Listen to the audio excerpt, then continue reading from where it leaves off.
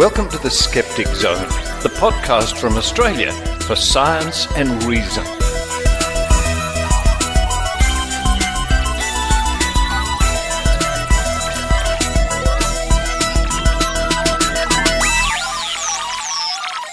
Yes, it's the Skeptic Zone podcast, episode number 553 for the 26th of May 2019. Richard Saunders here with you from Sydney, Australia. Sydney, Australia is having a long, late, sort of nice autumn. Not too hot, not cold. I could get used to this. We could use a little rain, I think. Maybe we can organise for the government to send over some aircraft to help change the weather. And that's a topic we'll be talking about next week on the Skeptic Zone, chemtrails. But what's coming up this week? This week, we talk about something equally as ludicrous, homeopathy. And the Centre for Inquiry in the United States have launched legal action against Walmart. Now, those of you in North America, of course, are very familiar with Walmart. It's one of the largest outfits, one of the largest companies in the United States. It's like a super-duper, ultra-cheap department store. In fact, it is a super-duper, ultra-cheap department store. Anyway, they've been selling homeopathy. So the Centre for Inquiry has taken them to task and launched a lawsuit. We speak to Nicholas Little, Vice President of CFI, and their legal counsel. And that includes the text of the press announcement of this lawsuit. Following that, from the pages of the Skeptic magazine, the Ghost Tour of Haunted Melbourne. Ooh. This comes to us from 1999. Do skeptics discover any ghosts in Melbourne? Probably not, but we'll bring you that story a bit later on in the show. Also in this week's show, a visit to Maynard's International Studios Annex here in Sydney, where we discuss the recent federal election here in Australia with reference regarding the results of the IMOP party. IMOP, the Involuntary Medication Objectors Party. Specifically, they object to vaccination and fluoridization of the water. IMOP. Well, maybe that's what they could be doing now. It might be of more use. Included in the story of IMOP, we interview Brian Dunning from Skeptoid Media and the Skeptoid podcast about his thoughts on our recent election and also an update on his own project, Science Friction. Then to round off the show, a short report from my local newspaper, the Inner West Courier, here in Sydney. Counsel to declare anti-vax war. And this is a story on the local council and their action against anti-vaxxers. Listen out for our new promotion regarding the Surf Coast Spring Skeptic Camp in Victoria at Aireys Inlet. But for now, it's time for me to run downstairs and have some Kartoffel mit Spargel. While I do that, I hope you enjoy the Skeptic Zone.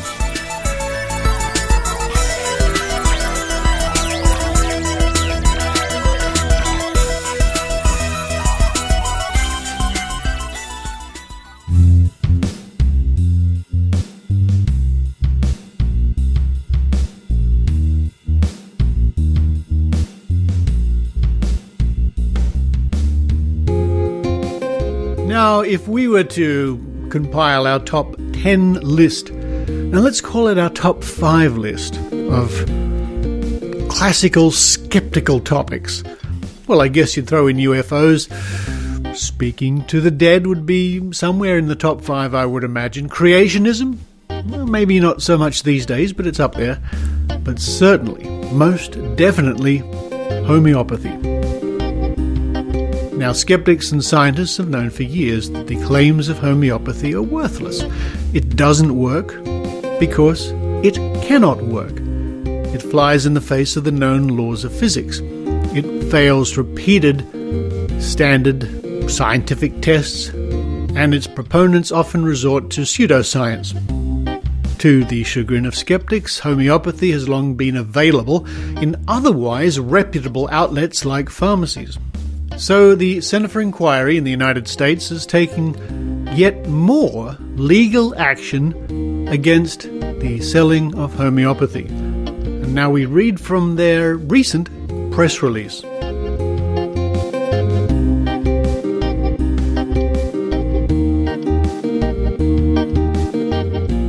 From the Centre for Inquiry at centreforinquiry.org, Walmart sued for fraud. Nation's largest retailer deceives and endangers customers with homeopathic fake medicine. For immediate release, May the 20th, 2019. Walmart is committing wide-scale consumer fraud and endangering the health of its customers through its sale and marketing of homeopathic medicines, the Centre for Inquiry alleges in a lawsuit filed in the District of Columbia on May 20th. CFI, an organisation advancing reason and science, says the mega retailer is deceiving consumers by making no meaningful distinction between real medicine and useless homeopathic treatment on its shelves and on its online store, misrepresenting homeopathy's safety and efficacy. And there is a link following that to the PDF, which has the official complaint. CFI is currently engaged in a similar lawsuit against CVS, the nation's largest drug retailer, which was filed in June of 2018 and is still ongoing. Quote, Walmart sells homeopathics right alongside real medicines in the same sections in its stores under the same signs, end quote, said Nicholas Little, CFI's Vice President and General Counsel. Quote, searches on its website for cold and flu remedies or teething products for infants yield pages full of homeopathic junk products. It's an incredible betrayal of customers' trust and an abuse of Walmart's titanic retail power, end quote. Homeopathy is an 18th century pseudoscience premised on the absurd, unscientific notion that a substance that causes a particular symptom is what should be ingested to alleviate it. Dangerous substances are diluted to the point that no trace of the active ingredient remains, but its alleged effectiveness rests on the nonsensical claim that water molecules have memories of the original substance. Quote, Walmart can't claim it doesn't know that homeopathy is snake oil because it runs its own enormous pharmacy business and makes its own homeopathic products, end quote, said Little. Quote, so whether it's a scientifically proven remedy like aspirin or flatly denounced junk like homeopathic teething capsules for babies, Walmart sells all of it under its in-house Equate branding. It's all the same to Walmart, end quote. Choosing homeopathic treatments to the exclusion of evidence-based medicines can result in worsened or prolonged symptoms, and in some cases even death. Several products have been found to contain poisonous ingredients which have affected tens of thousands of adults and children in just a few years. As recently as May 14, the Food and Drug Administration issued warnings to 5 manufacturers of homeopathic products for numerous safety violations. Quote, despite being among the richest corporations on earth and the largest retailer in the United States, Walmart chooses to further pad its massive wealth by tricking consumers into throwing their money away on sham medical products that are scientifically proven to be useless and potentially dangerous, end quote, said Robin Blummer, President and CEO of the Centre for Inquiry. Quote, we intend to put a stop to it, end quote. CFI has lobbied for tighter regulation on homeopathic products for many years, becoming the leading advocate for science-based medicine and against the proliferation of snake oil. In 2015, CFI was invited by the FDA and the Federal Trade Commission to provide expert testimony. As a result, the FTC declared in 2016 that the marketing of homeopathic products for specific diseases and symptoms is not acceptable if consumers are told, quote, 1. There is no scientific evidence that the product works, and 2. The product's claims are based only on theories of homeopathy from the 1700s that are not accepted by most modern medical experts, end quote. Last year, the FDA announced a new risk-based policy of regulatory action against homeopathic products.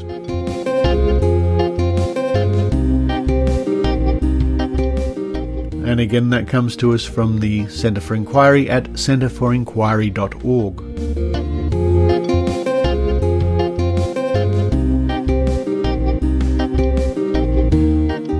And joining me now on the line all the way from Washington, D.C., it's the Vice President and General Counsel for the Centre for Inquiry, Nicholas Little. Hello, Nicholas. Hello, how are you? I'm doing very well, and I'm very interested to read the press release coming out of the Centre for Inquiry very recently about a new move, following on an older move, about suing corporations and companies for selling homeopathy. Please expand on this for our listeners. Yeah, I mean, I think it's the important thing to note first is that despite the way it's being reported, it's not actually suing them for selling homeopathy itself. Uh-huh. It's suing them for the way that they sell homeopathy. Homeopathy is, unfortunately, a legal product. You know, people are entitled to buy it, stores are entitled to sell it. Right. But what our lawsuit makes clear is that under consumer protection law, if you're going to sell a product, any product, you have to provide truthful information about it.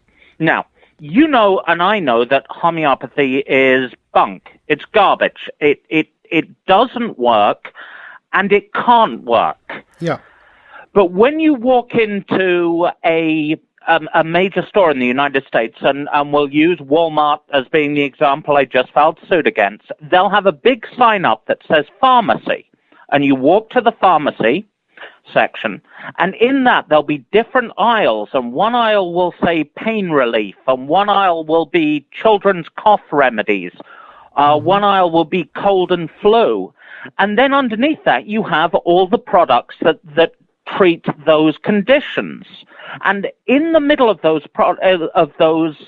displays, with no differential drawn by Walmart at all, there are homeopathic products. So if you just come in off the street, you know, you're tired after a day at work, and you've got your kid with you who has an ear infection and is screaming, and anyone who's a parent has been in this situation, and you just want to get in there, you want to get a product that works, and you want to get home. And so if you're walking down and there are science-based remedies and there is homeopathy on the same shelf next to each other, there are people who are just being defrauded into buying these homeopathic products, thinking that they do something when we all know that they are at best placebos. Yeah, you're absolutely right. And the same situations here in Australia, sadly, where many pharmacy chains carry homeopathy. And the mere fact that you can walk into a pharmacy and buy something that simply doesn't work is astonishing to me. But you make a good point when that is next to real medicine. That really is the killer, isn't it?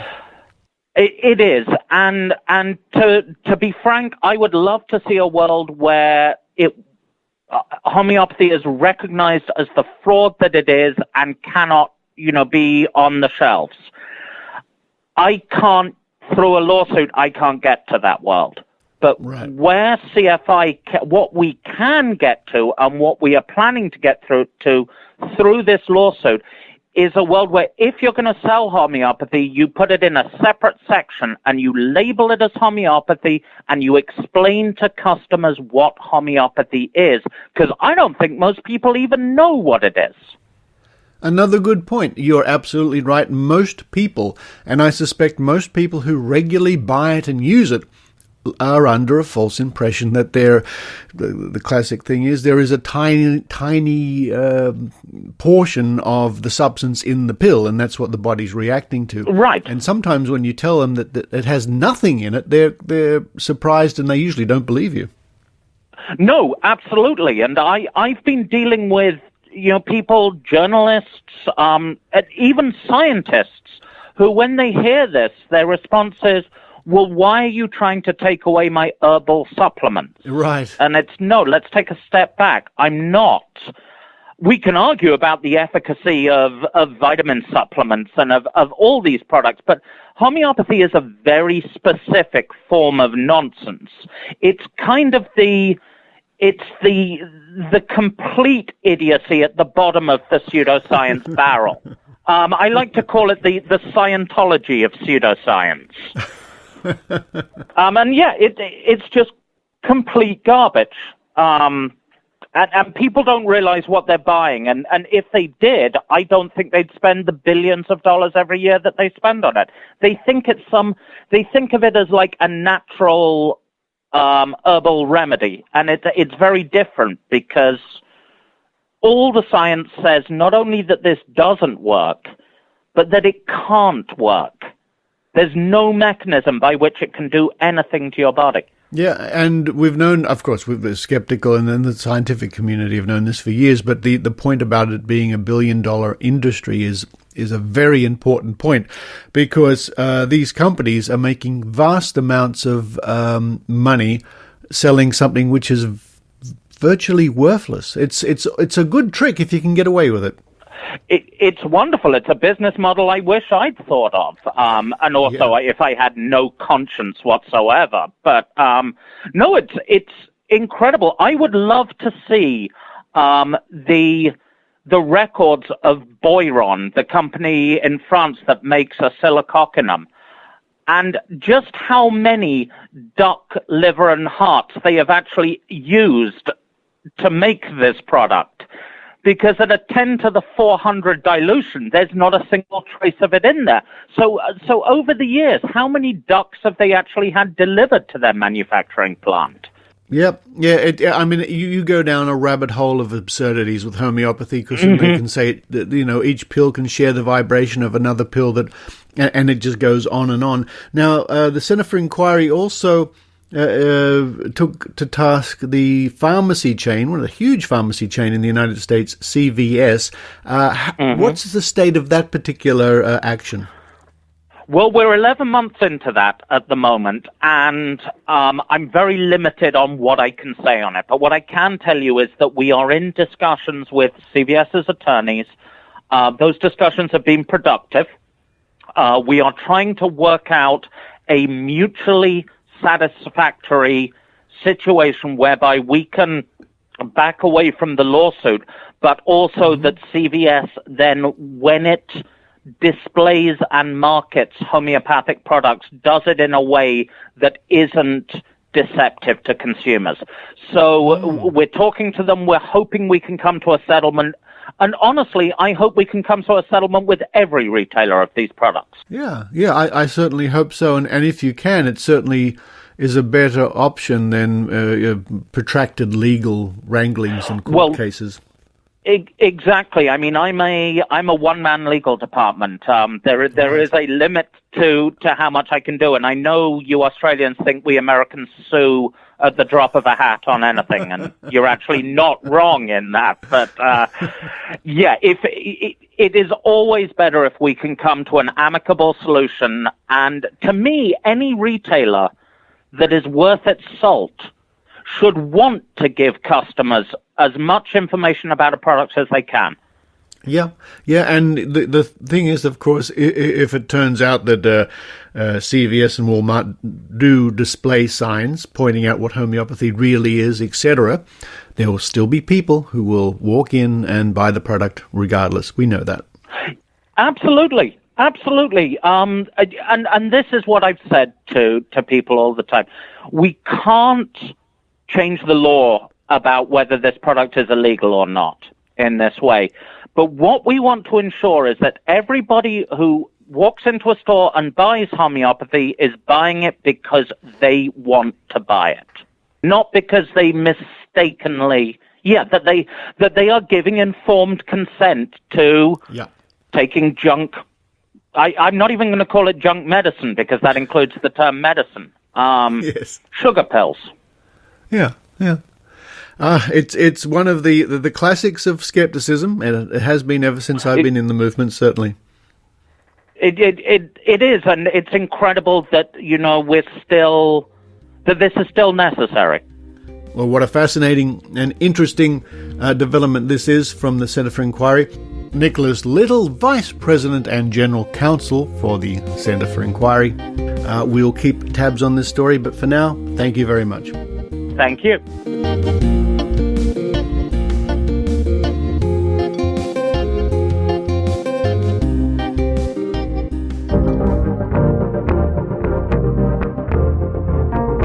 Psychon 2019. People are finally starting to wake up. Anti-Vaxxers denounced as a danger to the public. Climate change deniers exposed as ideological zealots. Celebrity psychics have been caught red-handed using trickery. Homeopathy debunked as fake medicine. Flat earthers. Seriously? Skeptics must seize this moment. Now is the time for the brightest minds in science and reason to come together to turn the tide against pseudoscience, conspiracy theories, and alternative facts. And naturally, we should do it in Vegas. It's more fun that way.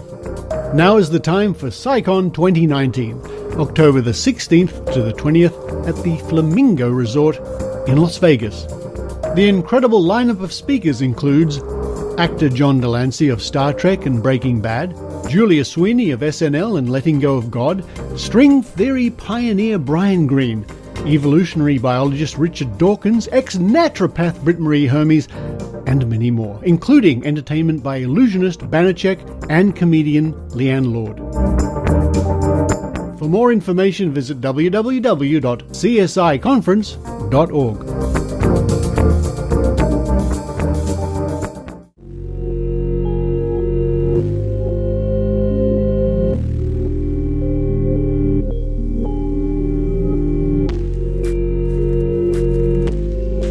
Now we bring you another adventure from the annals of Australian skeptics, The Skeptic, from spring 1999, almost 20 years ago, volume 19, number 3, and on page 59, The Ghost Tour of Haunted Melbourne, by Jane M. Curtain.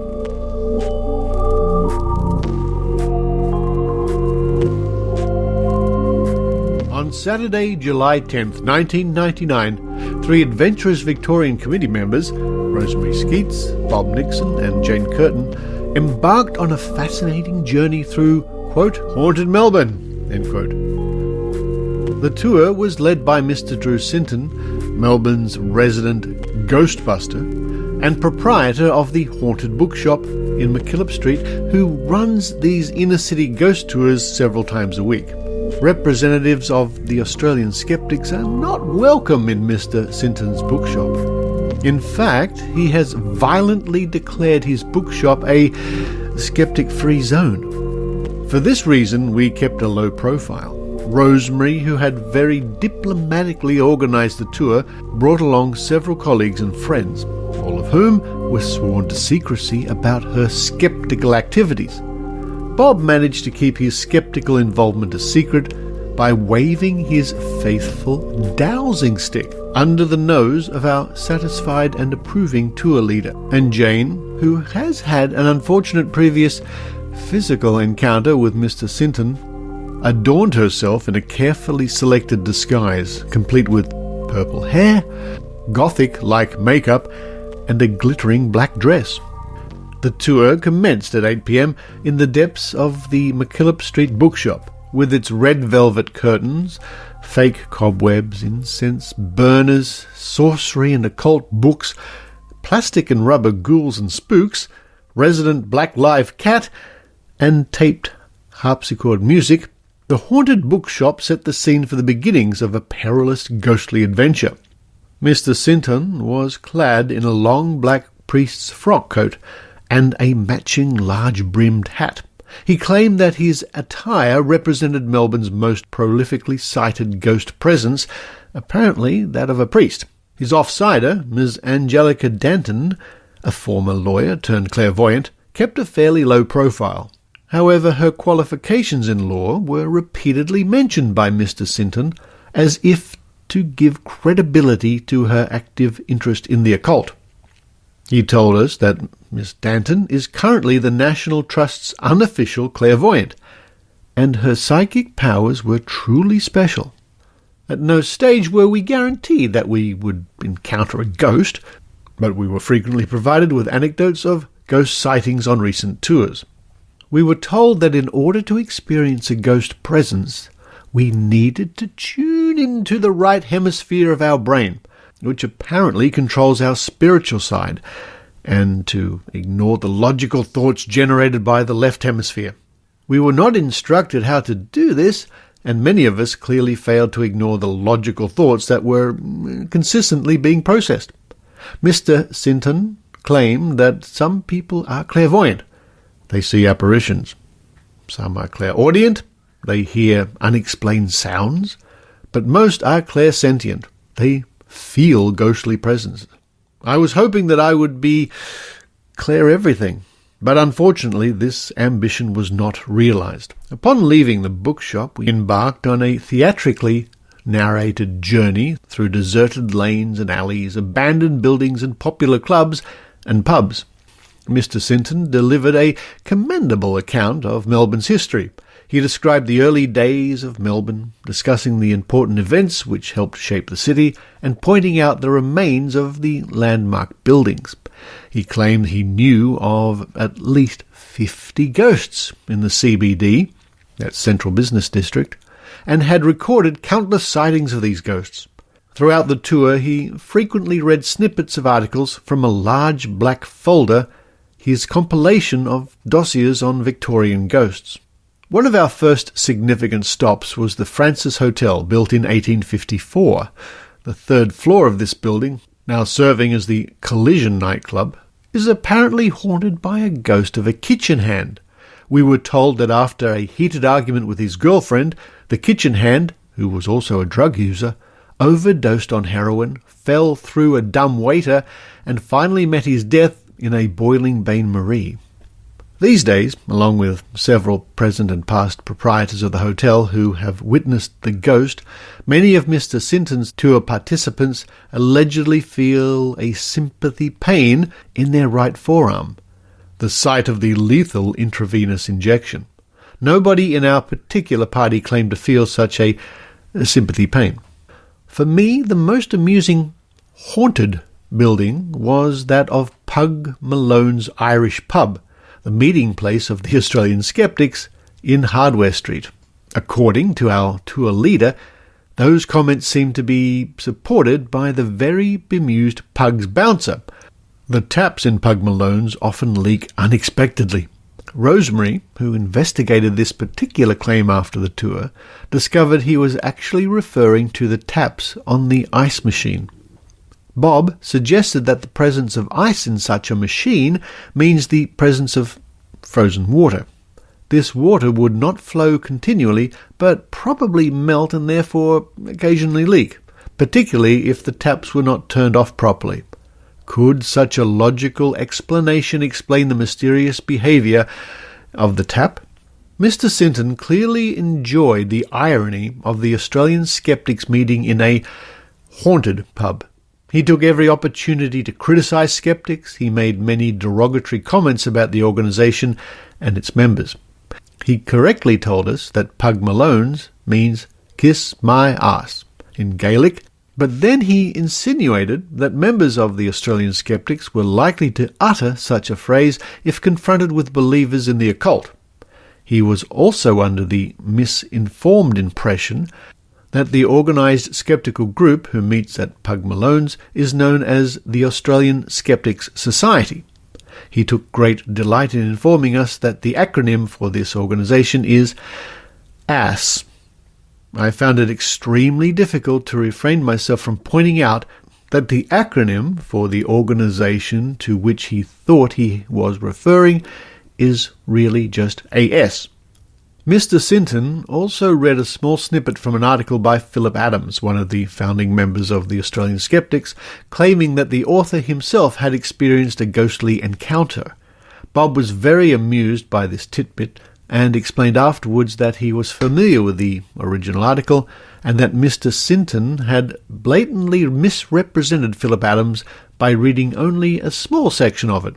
The article, as made perfectly obvious by the words in the final paragraph, was clearly intended to, quote, pull the legs, end quote, of readers.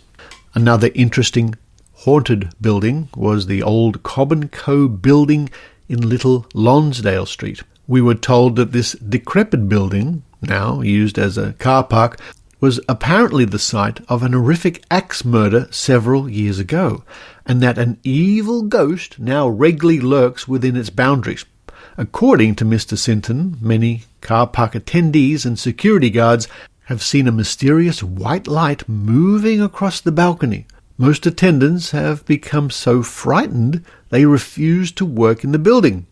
Mr. Sinton also claimed that his tour participants regularly experience the presence of a ghost in this particular place, and he invited us to do the same. Alas, despite coaxing the spook to reveal itself, none of us saw, heard, or felt anything unusual. We did, however, manage to come up with likely explanations for the unexplained light, but we wisely chose not to reveal those to Mr. Sinton, who was clearly enjoying the dramatic story he had unfolded. Other several allegedly haunted sites were visited in the course of the evening, many of which were buildings we were not able to enter. Mr. Sinton pointed out the evil significance of many of the haunted addresses. Those digits often added up to 13, for example 364, or 15, for example 276. According to Mr. Sinton, 13 is an unlucky number. 4, 1 plus 3 equals 4, equates to death in Chinese, and 15 is the devil's own number. Always the entertainer, Mr. Sinton described these types of facts, as well as the early history of Melbourne and its many ghosts, with theatrical aplomb. His voice would slow down and soften to almost a whisper as he delivered the final words of each grisly fact or story. Our very last haunted spot, before a much-needed, apparently non-haunted refreshment stop, was the site of the Queen Victoria Market, where about 5 ghosts regularly haunt the market community. The market was apparently built over Melbourne's first cemetery, and some 9,000 bodies are still buried beneath its stalls. This, along with numerous botched hangings, which took place when the market was still a cemetery, has allegedly caused the spirits to be restless and unhappy.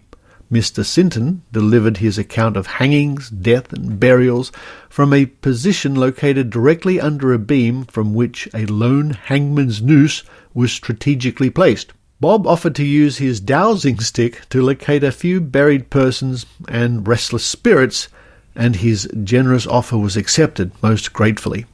To our disappointment, however, Bob was unable to locate anything or anyone of interest.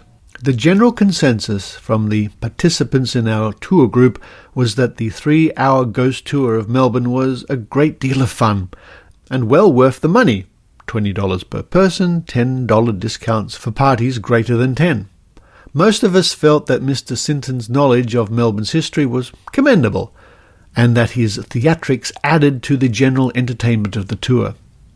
We were, however, disappointed in Mr. Sinton's constant derogatory remarks about Australian skeptics, particularly as he claimed that skeptics in general were always welcome on his tours. We found it amusing that Mr. Sinton claimed that any person is always the final arbiter in a ghostly experience, and that advice and opinions from others were simply not necessary. Quote, "What is true for you may not be truth for everyone," end quote, claimed Sinton. He summed up his negative opinion of skepticism with the quote, "To a believer, no proof is necessary. To a skeptic, no proof is possible," end quote. Needless to say, Rosemary, Bob and I wisely chose to keep our skeptical involvement to ourselves, at least at the time.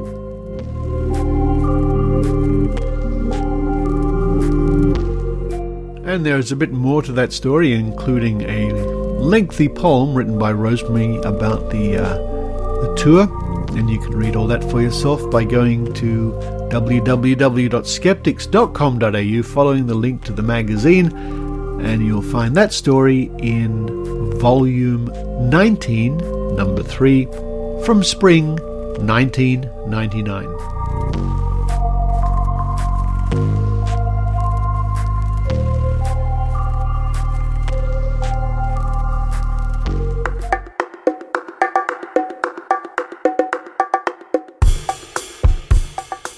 Surf Coast Spring Skeptic Camp 2019 in September.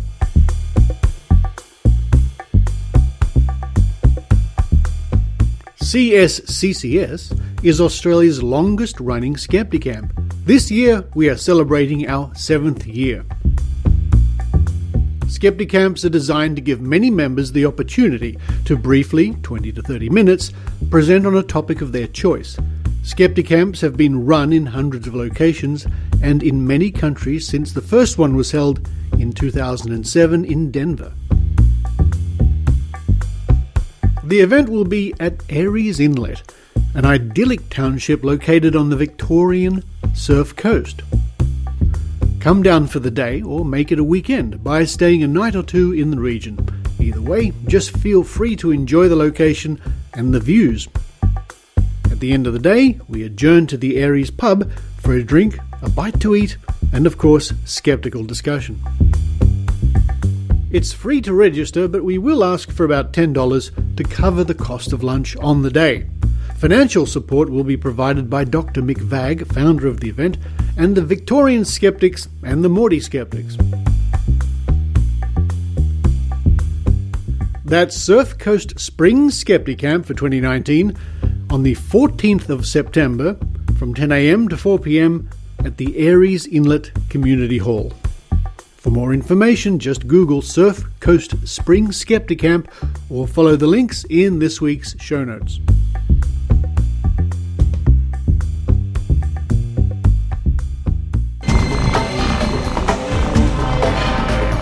Here's Maynard's spooky action at a distance. Right, here we are on the political beat. Cub reporter Maynard here for the amazing Skeptical Zone. And because we're right now with the political zone right now, and we're here in the Maynard International Studios Annex, where we see Richard Saunders looking perplexed. Maynard, I am looking perplexed. He certainly is, listener. I am. Well, the whole country is a bit perplexed because you may have heard that we had a federal election and the ruling Conservative Party got up and won, much to the surprise of many people. It was widely expected that the opposition Labor Party would have won. Yep, the polling was all wrong, bit like Brexit, bit like Trump, but I thought the Labor Party would fall across the line with a bit of a thud, but no, they fell before they got there. And, and I voted for the Pirate Party, and they did okay, but they didn't get a seat anywhere. A bit disappointed. I mean, I really wanted to see the pirate flag flying above Capitol Hill there in Australia. But there's a party you were particularly interested in from this skeptical. There's the skeptical point of view. There was a Science Party, yes, which was in a number of states, and they did okay in the seat of Sydney where I was. I think they got 5,000 votes. They came a distant fourth. But they did better than the Christian Democratic Party. They beat them in their seat of Sydney. But what was this party in the Senate you were looking at? Now, the party we're interested in reporting on at the moment is a ragtag collection of, more or less anti-vaxxers and natural medicine. They call themselves the Involuntary Medication Objectors Party, in commas, Vaccination Fluoride Party, or IMOP. They were calling themselves IMOP. And they were running candidates for the Senate seat, which is the upper house. And you were involved in the election, Maynard. You were a scrutineer. Oh, no, I wasn't a scrutineer. No. Scrutineers are from the political parties, and they check the votes after they've done. I was a very ordinary vote issuing officer. I was actually an ordinary vote issuing officer, but I was a very ordinary because I can't alphabetize anybody. So someone would come and say, my name starts with Q, and I'd just start looking at A and just work my way through. It was very slow, but I was handing out votes, and it's great. Like a lot of people saying, why can't we be like the Americans and just have this done by computer? And I said, well, it is a bit easier to hack an election if you put something in a computer, isn't it? Ooh, conspiracy theories. Conspiracy theory. But as we can see here... we're looking at the ABC, the national broadcaster, have a handy reference site. You can see the latest counting of every candidate, so we can look and see exactly. And currently 56% of the Senate vote in Australia has been counted so far, and we can see from this one, this is just New South Wales we're looking at here, that the anti-vax party got 3,452 first preference votes, which means someone put them one on that. That's 3,452 people in New South Wales put them first, and I bet you most of them would have come from the mid-north coast. Or the north coast, the far north coast, we probably. Can't quite tell. So it's interesting. It gives you some statistics. Obviously, they didn't get a seat. I mean, there are a lot of parties, and they're way down the list. They're just above the party called Others, and the Citizens Electoral Council, Socialist Equality Party, and other people are lower than them, but most parties are above them, got more votes, including Socialist Alliance, for example. Well, the Socialist Alliance, they've been a socialist party in New South Wales for quite some time. Yeah. The Socialist Equity Party, they had a real great platform. I actually thought they were pretty interesting because the Socialist Alliance is interested in nationalising a lot of the industry and also the banks by buying them out and giving them market value. But I think the Socialist Equity Party were kind of, more like seizing the assets, which I was a big fan of, actually. I don't know how that would have gone in the High Court, but they were certainly to the left of the Socialist Alliance. Didn't think that was possible. But if you're looking at percentages, the anti-vax party got 0.1% of the first preference vote in New South Wales. Let's try Victoria, for example. We can see how the votes were in that state. Just clicking through the website now. Scroll right down, and where are they? We've got to look for them now. Oh, hang on a minute. Health Australia Party, that's a different... maybe they didn't have any candidates in Victoria. We can't see. It doesn't look like they had any in because Democrats, Social, Animal Justice... Oh, good to see. There was the Help End Marijuana Prohibition Party, the Hemp Party, which actually didn't do too bad. They got 1.6% of the primary vote there, which isn't too bad for, So Victoria's no good. Smoke if you got them. Let's try Queensland for this IMOP party, the Anti-Vaccination Party. Scrolling right down, and there they are. And the total votes so far, first people who ticked number one in Queensland, 4,437. So they did better in Queensland. But at the moment, but they're still right down there. They're still at the bottom. Okay. And Western Australia... Now, is WA a big anti-vax state? Because whenever people are talking about it in Australia, they tend to talk about the mid-north coast of New South Wales. Parts of every state have their anti-vax pockets, I think. And here we go. And in the state of Western Australia, we've got total votes so far, 2,518. This is where Wilyman was a candidate, and Skeptic Zone listeners may remember her for her questionable PhD from the University of Wollongong. Ah. And South Australia? South Australia, yes. Now, where does is an area of South Australia that's particularly anti-vax? I guess you have to look at the area that the measles outbreaks might have occurred in. That's a good indication of where they are. But again, it doesn't look like they were running a candidate in that state. Good on South Australia, which was one of the first states in Australia to decriminalise having some marijuana, and the Hemp Party got 2.1% of the vote there. Oh, well. Good on you there. Good on you, Hemp Party. Well, let's try... Northern Territory, probably not. No, although the Hemp Party got 3.7% of the vote. We can have a little look. We can double check. No, there's just Rise Up Australia. There we go. There's a party. Good old right wing action there from them. Tasmania. Let's have a look. You hear Get Up? Okay. You hear Rise Up? You go, uh-oh. There we go. Shooters, fishers, farmers, Liberals. Oh. And no, it doesn't look like there's an IMOP party. IMOP. Okay. No, not. Okay. So, that's... The only one we haven't looked at is the ACT, worth a quick look. Oh, ACT, where it is actually legal to have a bit of hemp, so I don't know if they'd bother running the hemp... No, they didn't bother running the hemp party there. So, overall, not a huge... so I think we had to add them up, was around about 10,000. votes nationally. Yeah, and again, we're not finished. I mean, they haven't finished counting all the votes. Every party will probably get a few more votes before all the counting is out. Particularly the hemp party. But IMOP, as they called themselves, well, it looks like they're... what's a joke? We can use the word mop in it. They thought they would wipe the floor. Oh, there it is. But they didn't. And here's an amusing story from being an electoral official on Saturday. Someone actually came back and asked if they could change their vote. Oh, really? Yeah, they'd already put the ballot in the ballot box, and they came back later and they want to change their vote because they think they can't remember if they numbered enough numbers below the line or not. So that would have, if you really want to do that, that means you would have to open the ballot box, which is illegal to start with, go through there and find what they thought was their ballot, mark it as spoilt, and then issue them with another one to vote. And no, there's so many wrong things about that. I don't think so. Mm.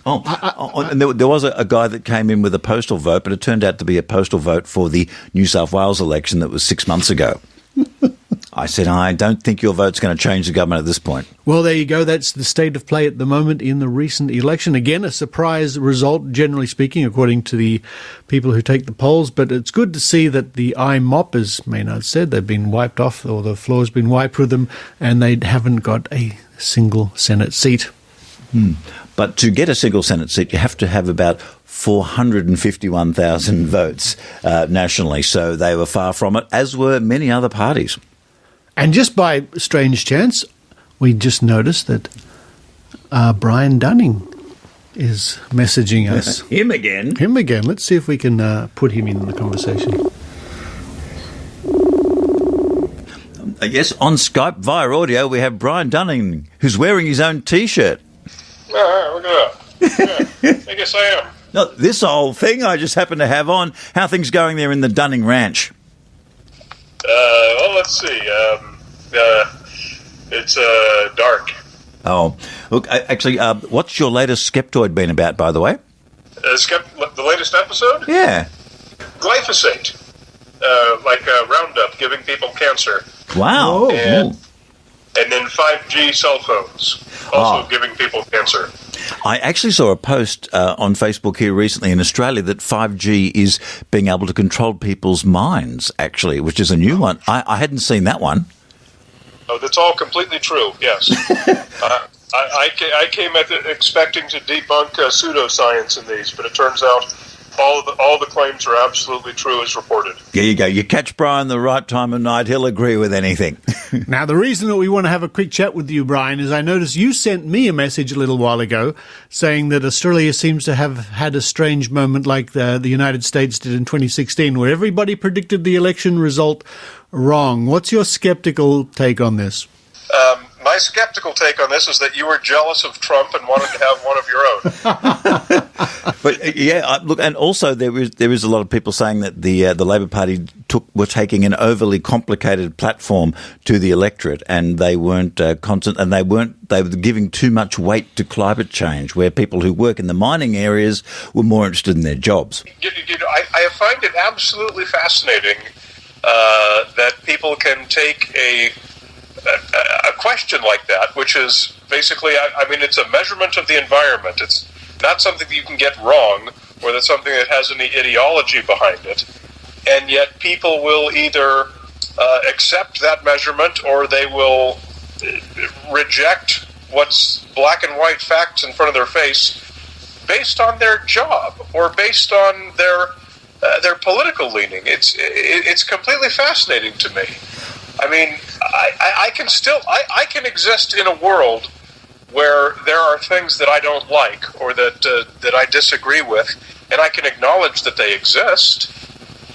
So why are so many people who work in the fossil fuel industry, why are they unwilling to admit that this thing right in front of their face exists? It's hard for me to understand. I guess it's a straight-out matter of employment. In some areas of Queensland, that is one of the best jobs going, and you would like to either have that job in the future or continue to have the one you want. Yeah, but I mean,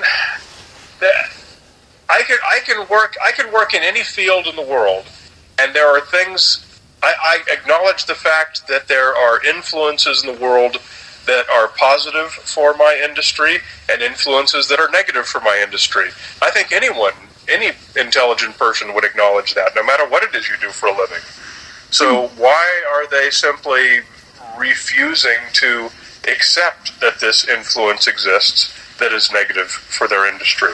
Because people don't do that, in my experience. Well, I imagine parts of Pennsylvania would have swung to Trump because of his support of the fossil fuel industry. And that's another example of exactly what I'm talking about. I do not understand why these people deny what's right in front of their face when it's perfectly acceptable to say, gee, this is unfortunate. Too bad. This is bad for my industry and it's bad for my job, but it certainly does exist. Well, what do you think about this, Richard? Do you think Brian's in his ivory tower there, or what?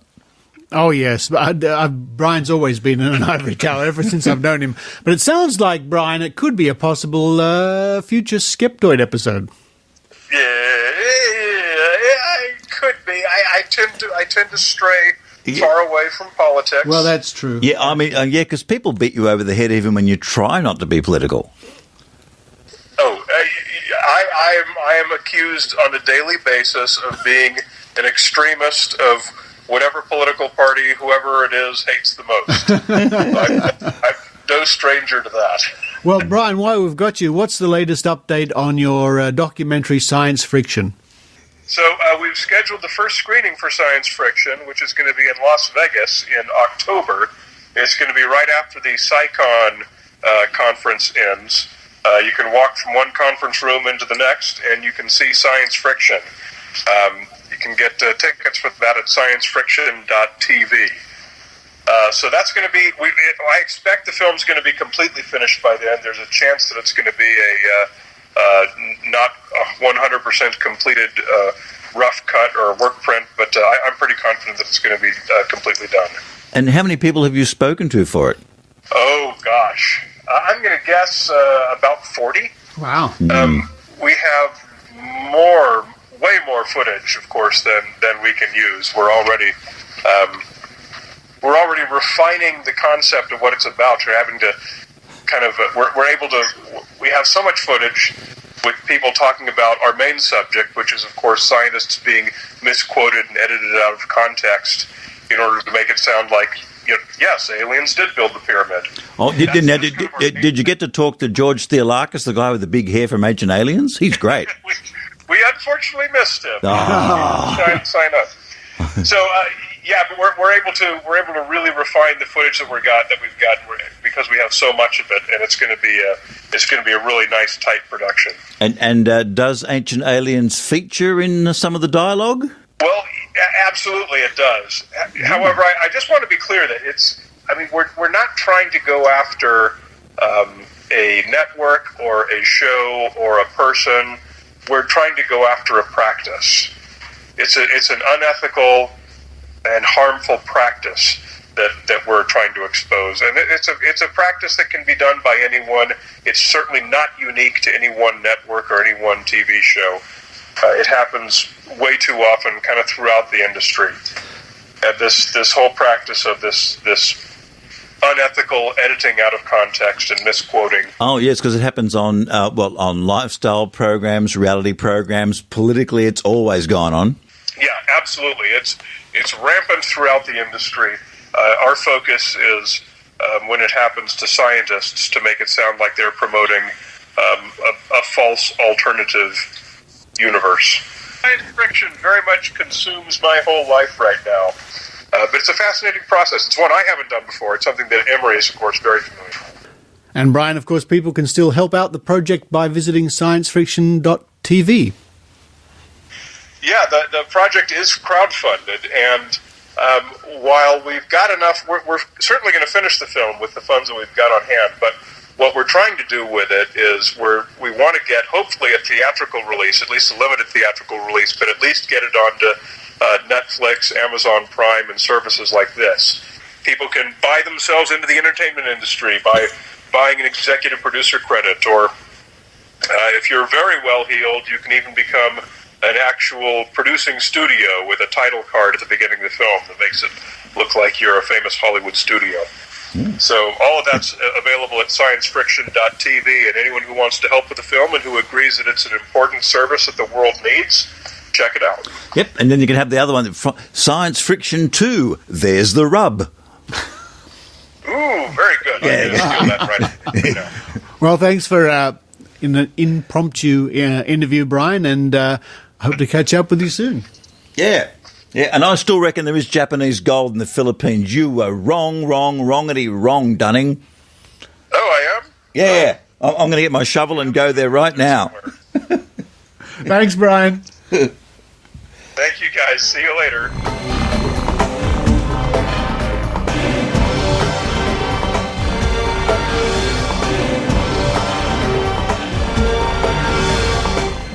Hi, I'm Darren McKee, one of the hosts of The Reality Check. Each week, my co-host and I explore a range of controversies and curiosities using science and critical thinking. You can find us on iTunes, your favorite podcasting platform, and on Facebook by searching for The Reality Check, or by following us on Twitter at TRC_podcast. Until then, keep an open mind, but not so open your brain falls out.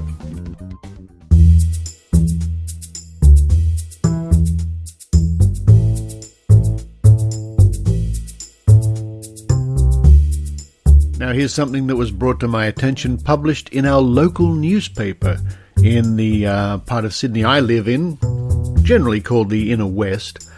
And this was in the local newspaper, the Inner West Courier, published on the 14th of May 2019. Counsel to declare anti-vax war. A story by Mitchell Van Homrite. Inner West Council is preparing to ban anti-vax promoters from using ratepayer-funded venues to spread their crackpot theories. The council will debate this week if it should, quote, prohibit known anti-vax campaigners from hiring or accessing council venues for the purpose of anti-vaccination promotion, end quote. Labour councillor Anna York, a mother of 2 young boys, put forward the motion.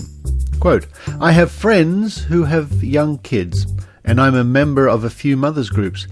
There is a heightened sense of worry, end quote, she said. Quote, I wanted our council to make a clear position on the mistruths and misinformation spread by anti-vax spokespeople. We do not want to let this false information be spread. It honestly puts little babies' lives at risk, end quote. As well as banning anti-vaxxers from council-owned facilities, it would also promote free immunisation services such as the one offered at Ashfield Civic Centre.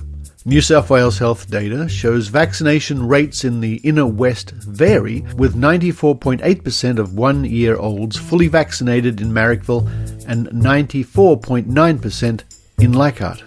Greens councillor Louise Steer is confident her party will support the motion.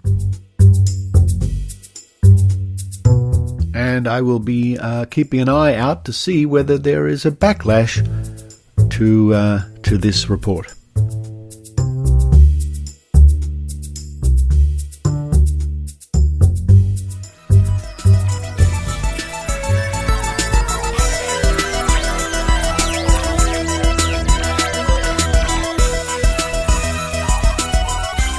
Thank you for listening to the Skeptic Zone this week, and thank you again to the Patreons and PayPal sponsors of the Skeptic Zone. If you'd like to chip in, help out, keep the show going, if you visit www.skepticzone.tv and click the links to be a Patreon, I'd appreciate it very much indeed. And so would the cats. I've got one vulturing over my shoulder. Hello. Do you want to say something to the zillions of Skeptic Zone fans out there, Maud? No, you don't. Cats, eh? Coming up on next week's show, chemtrails. Now, just in the previous week, in the last week, Ken McLeod, a former air traffic controller, went on morning TV here to debate a chemtrail proponent. We're going to be speaking to Ken McLeod about that and chemtrails in general. But for this week, this is Richard Saunders and Maud the Cat. Hello, Maud. Yes. Signing off from Sydney, Australia. You've been listening to the Skeptic Zone podcast. Please visit our website at www.skepticzone.tv for show notes, contacts, and to access the back catalogue of episodes going back to 2008. You can follow the Skeptic Zone podcast on Twitter at Skeptic Zone, visit our Facebook page, or leave a review on iTunes. You can also support the Skeptic Zone via Patreon or PayPal. The Skeptic Zone podcast is an independent production. The views and opinions expressed on the Skeptic Zone are not necessarily those of Australian skeptics or any other skeptical organisation.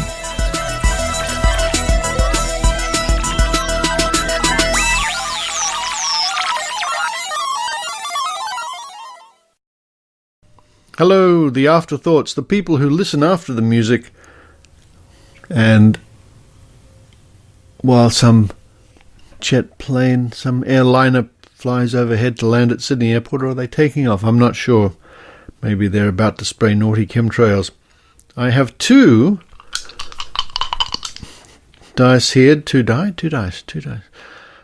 From Las Vegas, from the South Point Casino. I bought 10 years ago, I guess, at one of the amazing meetings. So, I'm going to roll them both, and I want you to use your psychic magic predicting, looking into the future powers to predict what numbers will come up. Sort of like playing craps, I guess. Here we go. We'll do this 3 times. And the first 2 numbers are 1 and 2. 1 and 2. How about that? Okay, here we go again. And theoretically, the most common number, the total would be 7, wouldn't it? Yeah. Okay, here we go. The next numbers are 2 and 2. So 1 and 2 and 2 and 2. Use your predicting power. Last time, here we go. 1 and 3. Lots of low numbers today.